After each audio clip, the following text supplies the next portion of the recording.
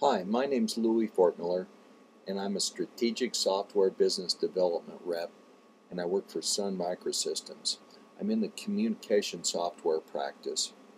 I wanted to talk to you today about a project we have at Sun called Project Destination, and I'm going to get to the first slide right away here. I wanted to briefly describe the architecture of this product. Our Project Destination is basically a framework utilizing all of Sun's software components, and that framework is built to enable developers to rapidly assemble orchestrated, blended, and personalized back-end network-based services and deliver those services to a variety of different mobile endpoints as well as fixed desktop endpoints. So you can see from the diagram, what we've done is we've created a back-end infrastructure using our products, and I'll show you what products are involved here in a minute, but you can assemble and create services that run out on our Glassfish application server, and you can use NetBeans tooling to do that. But you generate these services and then you expose them as consumable services for a variety of different endpoints. Now we've loosely coupled the front end from the back end, so that enables us to deliver these services to a variety of different front end technologies that you'll see here in a minute. Matter of fact, I'm going to do a build on this slide, and you can see on the front end I brought in up in the top left corner. Since we've built the architecture the way we have, these services could actually be consumed by a Brew front-end software stack, Android, an iPhone, Java, CDC, CLDC, Java FX, as well as a Java desktop or Java SE implementation. Now, at Sun, we would prefer, and our future direction is that you stay with Java FX for your front-end delivery. However, we know that there's options out there in the marketplace today, and we know that the competition changes and solutions changes and vary over time. So what we wanted to do was provide a consistent, solid service delivery platform on the back end based on our products that we knew would evolve with the customer over time. They could invest today and be assured that no matter what the front end technology to access these back end services was, they wouldn't be wasting their investment. So I'm going to get right into some use cases and show you via a mobile green dot that moves on the screen how these components in our architecture interact to deliver the functionality to enable these services to be delivered to mobile devices. The first thing that I want to show you is security is utmost in this type of environment.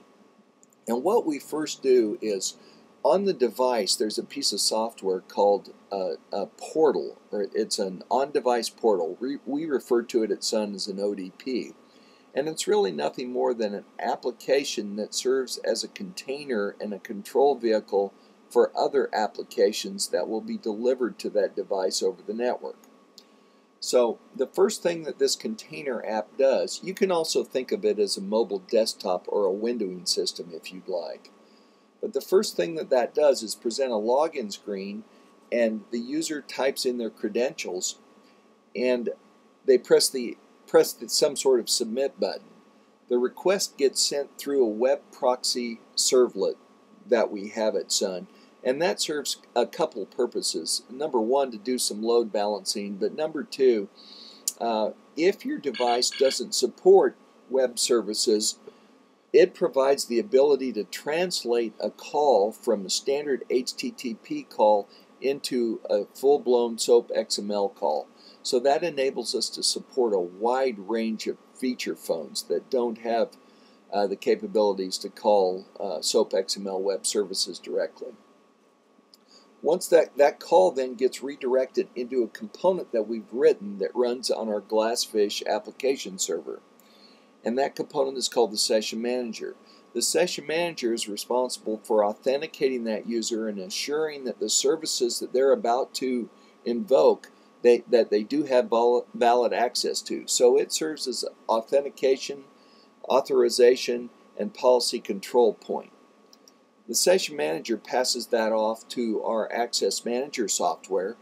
The access manager authenticates the user and then passes a string token back to the session manager, who in return sends that back to the client. Now that's important because the client uses that particular string on all subsequent calls to all of the services that they invoke from their container or on-device portal. That enables them to achieve personalized attributes on the back end. It enables them to invoke other services without having to log on again. So you might say it's single sign-on, but it's actually more than that. Alright, so that's the session manager. That's the first call that's made from the on-device portal. Now I'm going to walk you through what we refer to as the service manager. The second call that's made from the device, it passes in the context that we just spoke about, passes through the web service proxy again, and down to the service manager. The service manager then takes that request and passes it to the session manager, passing the context information to say, hey, is this user valid? Does he have a valid ID? Has he been authenticated? And should he be accessing this system? The session manager keeps an in-memory cache of those services, but in case that service session has expired, it will go reauthorize that particular user and return a new token. Alright, once that user's been authorized, then the service manager talks to the profile manager. Profile manager is another component that we've written in the project destination framework. The profile manager then contacts access manager to retrieve that user's personal profile. In the profile, there's an attribute that defines the services that are available for that particular user. Those services can be configured by the user on the fly via another web-based interface that lets them do drag and drop with icons to an image of their phone. So the user can self-provision services that go to the phone. It can be controlled in a variety of ways.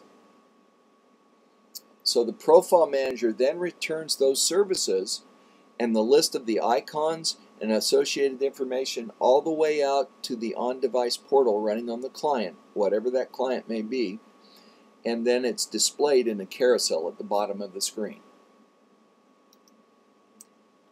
Once that data is returned, I'm going to take you through now how an individual service would get executed. So the user would scroll through the carousel at the bottom of the screen and pick a particular service. Once that service is chosen, they would click on it. That service would pass in the context information and then go invoke a BEEPL process. Now, we say BEEPL because at Sun we've implemented a lot of processes using our technologies. So on our enterprise service bus, our OpenESB provides a tool that allows you to visually orchestrate and aggregate components together into what we call blended contextualized personal services. Now it just gives you a higher level of abstraction to build those services. These can be built using enterprise Java beans or whatever technology you like. But once that service is built, it is then exposed itself as a web service. And so now we invoke that web service. The first thing that service does is take our context information, pass it to the session manager and say, are you authorized to access this service? And assuming we are in this case, we get the okay to proceed. So then the next thing this service does, I'm going to be giving you an example here of a Flickr service. The next thing the service does is it calls our profile manager, passing the context information. With the context information, the profile manager is able to retrieve specific attributes about the user and specific pieces of information so that we can tailor a service towards that individual user's needs. In this case, we're returning the Flickr information about our accounts out on the Flickr photo store site. So once that's returned to the process then kicks off and sends a request out to an exposed Flickr service on the internet. Flickr then returns the appropriate data all the way back out to the client where it's displayed. Now later on in another video I'm going to be showing you the demo of this client, and it happens to be an Android implementation.